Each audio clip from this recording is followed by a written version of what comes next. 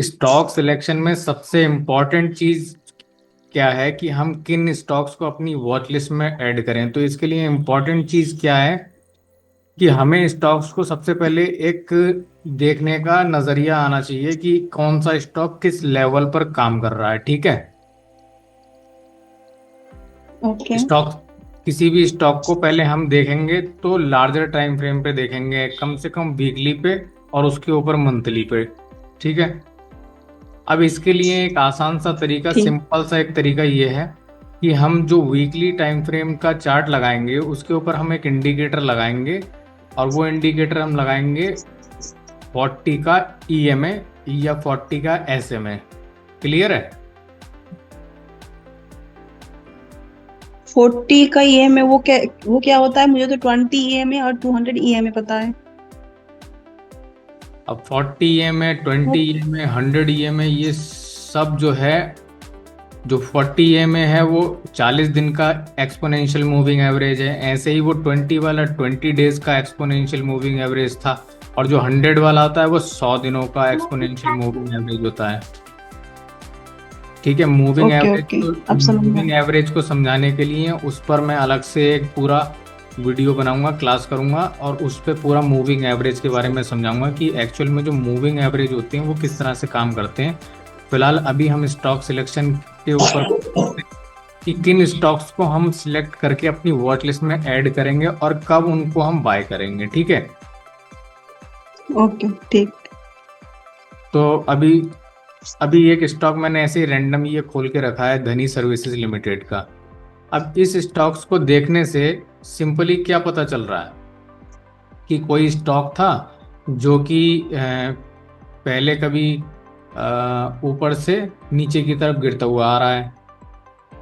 ये देखो, अब ये थोड़ा सा बाउंस इसको बाउंस मंथली पे लगा शो कर दूंगा। रहा है ऊपर की तरफ जाने के लिए। अभी बाउंस शो कर रहा है कि नहीं कर रहा है वो सब चीज़ें डिस्कस करने के बाद कंफर्म करते हैं। पहले इसमें देखो चार्ट, अब ऐसे मंथली चार्ट मैंने लगा दिया तो इसमें सीधा क्लियर विजन इसमें ये दिखाई दे रहा है कि एक समय था जब ये स्टॉक अपनी अप ट्रेंड जर्नी को फॉलो कर रहा था और बहुत तेजी से ऊपर की तरफ गया था, ये सन 2018 के समय में। और उसके बाद ये स्टॉक पूरी तरह से क्रैश हो गया था, और क्रैश होने के बाद इसने एक पुल बैक लिया था, और उस पर पुल बैक के बाद ये फिर से पूरी तरीके से क्रैश हो गया। ठीक है। अब ये है मंथली पिक्चर इसकी। हम्म। अब हम इसको थोड़ा सा नीचे टाइम फ्रेम पे, छोटे टाइम फ्रेम पर लेके आते हैं, वीकली पे करके देख लेते हैं इसको। ठीक है। ओके। और वीकली टाइम फ्रेम के हिसाब से जो हमने 40 का ईएमए लगाया है वीकली टाइम फ्रेम पर, एटलीस्ट इसका लॉजिक क्या है, पहले तो इसका लॉजिक मैं बता देता हूँ। ये जो 40 का ईएमए लगाया है इसका लॉजिक ये है कि अगर ये 40 का ईएमए हम अगर डेली टाइम फ्रेम पे लगा दें, जो वीकली का 40 है वही डेली का 100 ईएमए है। अब इसके पीछे लॉजिक क्या होता है कि ये वीकली पे जो 40 दिन का मूविंग एवरेज होता है ना, तो एक वीक में 5 हाँ ट्रेडिंग हाँ। होते हैं। ठीक है। एक एक हम्म। वीक में 5 ट्रेडिंग हैं, और 40 को अगर 5 से मल्टीप्लाई करा जाए तो 200 डेज में कन्वर्ट हो जाएगा ऑटोमेटिकली। ठीक है। मतलब 40 ईएमए ठीक। जो वीकली पे हाँ लगा हाँ। है वही 40 हफ्ते 100 दिन के, सॉरी 200 दिन के बराबर हो गए। 40 वीक्स इंटू 5 यानी कि 200 डेज। तो वो हाँ 100, हाँ। जब डेली चार्ट हम इस पे लगाएंगे तो ये 200 का ईएमए ऑटोमेटिकली बाय डिफॉल्ट वहां पे 200 ईएमए समझा जा सकता है इसको। ठीक है। इतना क्लियर है? हाँ हाँ। अब इस 40 ईएमए के ऊपर जब भी कोई स्टॉक होगा, सबसे पहली बात तो यह है कि एटलीस्ट 40 ईएमए, सबसे सिंपल, किसी को अगर ज़्यादा प्राइस एक्शन अभी तक समझ में नहीं आया है तो उसको सिंपली 40 ईएमए के ऊपर वाले स्टॉक्स को ही अपनी वॉच लिस्ट में सबसे पहले ऐड करना है, जो वीकली टाइम फ्रेम पर होना चाहिए। ठीक। अब जैसे हम्म। अब इस स्टॉक के अंदर, अभी इस स्टॉक को देखोगे तो इस स्टॉक के अंदर क्या दिखाई दे रहा है कि एक स्टॉक जो ऊपर से नीचे आया था और नीचे इसने एक बेस बनाया था, और अब ये स्टॉक अपने बेस को एक बार ब्रेकआउट दे चुका है। तो हो सकता है कि ये अब अपना नेक्स्ट लेवल, अपना किसी नेक्स्ट लेवल की तरफ ये ट्रेंड को शिफ्ट कर सकता है।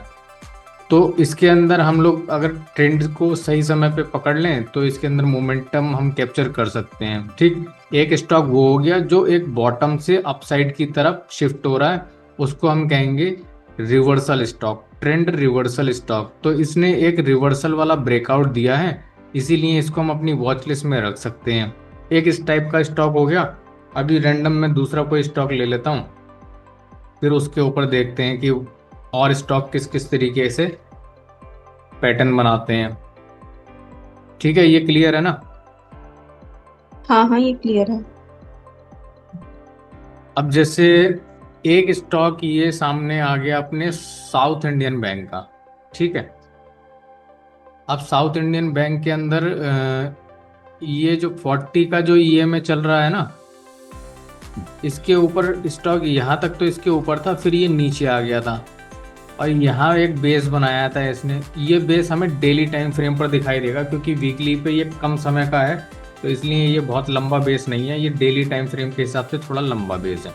अब इस स्टॉक के अंदर क्या है कि हम प्राइस एक्शन और इसका इंडिकेटर दोनों का कॉम्बिनेशन मिला के और उसके बिहाफ पे हम इस स्टॉक को अपनी वॉच लिस्ट में ऐड कर रहे हैं। क्यों कर रहे हैं? क्योंकि ये स्टॉक एक वीकली टाइम फ्रेम पर यहाँ पर एक प्राइस एक्शन बनाया था जो कि ये वाला था। ठीक है, ये इसका स्विंग का लो था। ठीक है, अब इस स्विंग के लो के नीचे ये स्टॉक तोड़ के नहीं गया है, लेकिन इसने अपने ईएमए को इसमें यहाँ ब्रेक पे बेस बना था। ईएमए को ब्रेक किया था।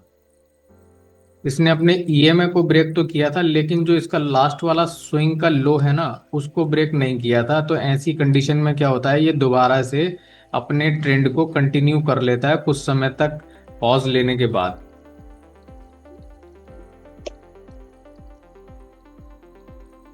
अब यहाँ पर ये देखो कि ये जो इसका डाउ थ्योरी के हिसाब से एक इसको डार्क बॉक्स कहते हैं, तो उस हिसाब से ये अभी तक इस रेंज के अंदर बाइंग ही यहाँ से होके ऊपर की तरफ शिफ्ट होना शुरू हुआ है।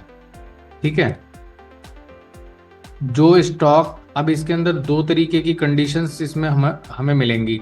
कोई स्टॉक ऐसा होगा वो अपने स्विंग को ब्रेक कर देगा, लेकिन 40 ईएमए के ऊपर हो सकता है। ठीक है, जैसे ये वाला स्विंग यहाँ बना होता अगर, और ये यहाँ ब्रेक हो जाता है स्टॉक यहाँ पर, तो ये स्टॉक वैसे तो अपने 40 ईएमए के ऊपर होता, लेकिन अगर स्विंग ब्रेक हो जाता है तो ज़्यादा वीकनेस मानी जाती है उस स्टॉक में। इसके अंदर स्विंग ब्रेक नहीं हुआ था, 40 ईएमए ब्रेक हो गया था, इसीलिए हम इस स्टॉक को अभी अपनी वॉच लिस्ट में ऐड कर रहे हैं। और दूसरी बात यह है कि यहाँ पर ये स्टॉक ने अपना जो डेली टाइम फ्रेम पर बेस बनाया, उस बेस के हिसाब से ये अभी अप ट्रेंड में शिफ्ट हो रहा है। ठीक जो है, अभी आपने इससे पहले वाला जो स्टॉक दिखाया था आपने, वो थोड़ा सा रिवर्स होके जाने वाला पोजीशन था, और ये थोड़ा सा रिवर्स में कि ऑलरेडी जा चुका है, और ये थोड़ा सा अलग अलग नहीं हो रहा है।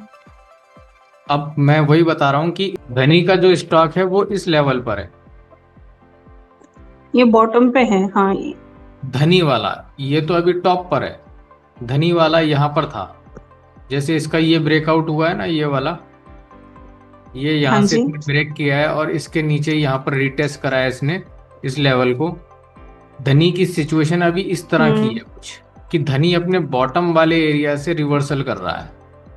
ठीक है, जो ये लास्ट वाला अभी स्विंग ठीक। मैं ड्रॉ कर रहा हूँ, ये वाला मूव उसके अंदर नहीं आया है, आ सकता है। अब वो भी 40 के ईएमए के ऊपर है और ये भी 40 के ईएमए के ऊपर है, लेकिन दोनों स्टॉक्स के अंदर डिफरेंस ये है कि ये वाला जो स्टॉक है वो अपने टॉप एरिया के पास है और वो अपने बॉटम से रिवर्स कर रहा है। ठीक है, तो दोनों को ही हम अपने वॉच लिस्ट में ला सकते हैं, लेकिन दोनों के पीछे जो लॉजिक है वो हमारा विजन जो है क्लियर होना चाहिए कि हम इस स्टॉक के अंदर एंटर कर रहे हैं तो ये भी अपने टॉप पर है और वो बॉटम पर है। ठीक है, अब क्लियर हो गया। ठीक है। अब इसके अंदर फर्स्ट प्रोसेस ये होगा कि हम उसको जो फिल्टर करेंगे अपनी वॉच लिस्ट में लाने के लिए, तो उसको एटलीस्ट वीकली टाइम फ्रेम पर देखेंगे। 40 ईएमए के ऊपर होना चाहिए, टाइम फ्रेम वीकली होना चाहिए, और ये स्टॉक अपने किसी भी स्विंग को ब्रेक नहीं किया होना चाहिए। एक क्वेश्चन पूछूं? हाँ, पूछो।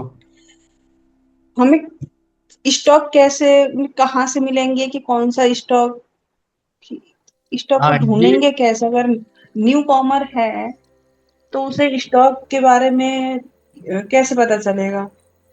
स्टॉक को सर्च करने के लिए मनी कंट्रोल की वेबसाइट पे हम लोगों को आ जाना है, और यहाँ पर एडवांस डिक्लाइन रेशियो वाले सेक्शन में पहुंच के हमें निफ्टी 50 के स्टॉक चाहिए। निफ्टी 50 के 50 स्टॉक की लिस्ट पूरी सामने है, देखो। हाँ जी, हाँ जी, दिख गया। निफ्टी बैंक के अंदर अगर हमें स्टॉक चाहिए, ये सारे स्टॉक हैं। ये निफ्टी बैंक का इंडेक्स इन्हीं स्टॉक्स से बना हुआ है। और जिस तरह के हम स्टॉक्स को ट्रेड करते हैं वो मोस्टली स्मॉल कैप से आते हैं। तो इसके अंदर निफ्टी स्मॉल कैप 100, इसके अंदर 100 स्टॉक मिलेंगे जो स्मॉल कैप के हैं। ये निफ्टी के स्मॉल कैप 100 स्टॉक्स हैं। इसके अंदर आप देखो, ये 100 स्टॉक्स की पूरी लिस्ट है। यहाँ से हम लिस्ट पूरा अपना निकाल सकते हैं। ये बिगनर्स के लिए तरीके हैं जो इजी हैं, और उसको ये भी पता होगा ये स्टॉक्स में जो ले रहा हूँ वो किस इंडेक्स से है, या स्मॉल कैप से है, मिड कैप से है, लार्ज कैप से है। उसे ये भी पता चल जाएगा कि जिस कंपनी में वो ट्रेड कर रहा है वो उसका मार्केट कैपिटलाइजेशन किस तरीके का है। वो सब चीज़ें भी उसकी क्लियर रहेंगी, और उसको एक विज़न भी मिल जाएगा कि मुझे निफ्टी स्मॉल कैप के अंदर ट्रेड करना है। अगर निफ्टी मिड कैप के अंदर ट्रेड करना है तो मिड कैप के अंदर भी कर सकता है। इसके अंदर निफ्टी मिड कैप के भी 50 स्टॉक्स लिस्टेड होते हैं, तो इसके अंदर से कर सकते हैं। और ये सब बहुत मोमेंटम वाले स्टॉक होते हैं, मिड कैप और स्मॉल कैप। एक स्विंग ट्रेडर को बहुत मोमेंटम वाला स्टॉक चाहिए होता है, तो उनके लिए ये स्टॉक ज़्यादा बेटर काम करते हैं। क्लियर है? इजी है ना स्टॉक को हाँ हाँ फाइंड हाँ। करना? हम्म। moneycontrol.com की वेबसाइट पे जाके मार्केट वाले सेक्शन में जाने के बाद हम एडवांस डिक्लाइन वाले ऑप्शन को सिलेक्ट कर लेंगे, तो ये वाला इंटरफेस हमारे सामने खुल जाएगा। इस वाले इंटरफेस में हम लोगों के सामने ये जो Nifty 50, Nifty bank, Nifty mid cap, और इसके अंदर एक और बहुत अच्छा ऑप्शन रहता है कि हम की इंडाइसिस, और की इंडाइसिस जो यहाँ पे लिखा हुआ है इसकी जगह हम सेक्टोरियल इंडाइसिस को अगर सिलेक्ट कर लेंगे तो हमें वो सारे स्टॉक्स भी मिल जाएंगे जो स्पेसिफिक किसी सेक्टर से बिलोंग करते हैं। जैसे कि डिफेंस सेक्टर से जो स्टॉक बिलोंग करते हैं अच्छा। वो सारे हाँ इसके। हाँ।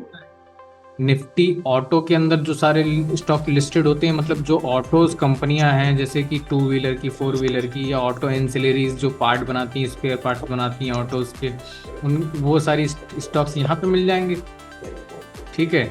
आईटी स्टॉक यानी इंफॉर्मेशन टेक्नोलॉजी हम्म। वाली जो सॉफ्टवेयर और डेवलपर वाली कंपनियां हैं, वो एआई और सॉफ्टवेयर से रिलेटेड काम करती हैं, वो सारी निफ्टी आईटी के अंदर मिल जाएंगी। और निफ्टी पीएसयू बैंक, यानी कि पीएसयू बैंक जितने भी पब्लिक सेक्टर के बैंक होते हैं वो सारे इसमें मिल जाएंगे। ये सब 12 के 12 स्टॉक्स इसके अंदर होते हैं लिस्टेड। और फाइनेंशियल सर्विस जितनी भी कंपनियां फाइनेंस की के रिलेटेड काम करती हैं वो सारी फाइनेंस सेक्टर में, मतलब यहाँ से हमें इजी ये मिल जाएगा कि अगर हमारा विजन है कि अभी समझ, जैसे मान लो अभी एग्रो केमिकल बहुत तेजी से भागे थे क्योंकि बरसात के मौसम में ये फर्टिलाइजर वगैरह की बहुत सारी डिमांड आ जाती है, तो इसके अंदर फर्टिलाइजर स्टॉक का ये सीजन आ जाता है जिसके अंदर इनकी अर्निंग्स बहुत अच्छी आने लगती हैं, स्टॉक्स के अंदर तगड़ा मोमेंटम आता है। तो हम इस तरह के सेक्टोरियल इंडाइसिस के अंदर अपने स्टॉक्स को फाइंड कर सकते हैं, और जिनके अंदर मोमेंटम दिखाई दे रहा है, चार्ट पर काफ़ी अच्छे दिख रहे हैं, वो इन स्टॉक को हम फिल्टर करके अपनी वॉच लिस्ट में ला के उसके अंदर अपने एंट्री को प्लान कर सकते हैं। तो ये मनी कंट्रोल की वेबसाइट वैसे याद रखना चाहिए बिगनर्स को क्या, एडवांस को क्या, ये सभी के लिए बहुत ही अच्छी है। प्रो लेवल की ये वेबसाइट है, इसमें बिगनर हो या एडवांस हो सबके लिए एक इजी मेथड है, आराम से इसके अंदर स्टॉक्स को फाइंड कर सकते हैं। ठीक है। ओके। कोई और सवाल है तो पूछो। नहीं, अभी तो बस यही सवाल था कि कहाँ से ढूंढे स्टॉक, बस। चलो ठीक है, फिर नेक्स्ट वीडियो में हम लोग डिस्कस करेंगे कि स्टॉक्स के अंदर हम किस तरीके से एंट्री, स्टॉप लॉस और टारगेट निकालेंगे जो स्टॉक हम फिल्टर करेंगे। तो आज के लिए इतना ही, मिलते हैं नेक्स्ट वीडियो में, नेक्स्ट सेशन में। ओके। Thank you.